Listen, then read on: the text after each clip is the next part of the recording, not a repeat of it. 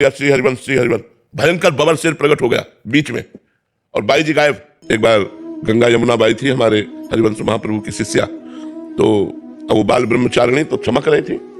अकबर बादशाह का भांजा अजीज बेग शायद उसका नाम था, उसने दूर से देखा इतनी सुंदरी स्त्री, तो उसका मन काम से युक्त हो गया। लोगों से बातचीत की, कौन है, तो बोलते ये फकीर है। उसने सोचा कि ऐसे डायरेक्ट तो समाज विरोध कर देगी अगर हमको छेड़ते हैं, तो बुद्धिमान था, दो वैश्याएं लगाई कि अगर आप हमारे महल तक उसको ला सको तो तुम्हें मुंह मांगी रकम देंगे। तो वैश्याओं ने साधु का वेश धारण किया और जाकर उनके पास बैठ गए, तो उन्होंने उनका आदर किया। भगवान की चर्चा करती है, संत वेश है। अब रोज आने लगी, वो सीख के आती थी और भगवान की चर्चा तो बड़ा आदर करती कि आपने हमारे भगवान का यश सुनाया। फिर एक दिन नहीं आई और दूसरे दिन फिर आई, तो उनका कल आप नहीं आई थी, तो बोले हमारे यहाँ एक बड़े संत आए हैं, उनकी सेवा में हम लोग थी, तो अगर आप चाहें तो चले।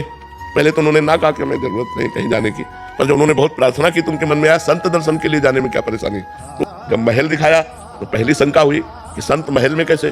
फिर उनका संतों का क्या, महलों में कोई बुला के रख ले, तो अंदर गए। जो अंदर गए बाहर से सिटकिनी मार दी, उनको शंका हुई, सामने देखा अजीज बेग, और वो कामाशक्त एकदम, जो आगे बढ़ा तुमका रुक जा, कदम आगे मत बढ़ाना, बस आंख मूंदी श्री हरिवंश श्री हरिवंश श्री हरिवंश श्री हरिवंश। जो महाप्रभु का नाम लिया श्री हरिवंश भयंकर बबर शेर प्रकट हो गया बीच में, और बाई जी गायब वृंदावन।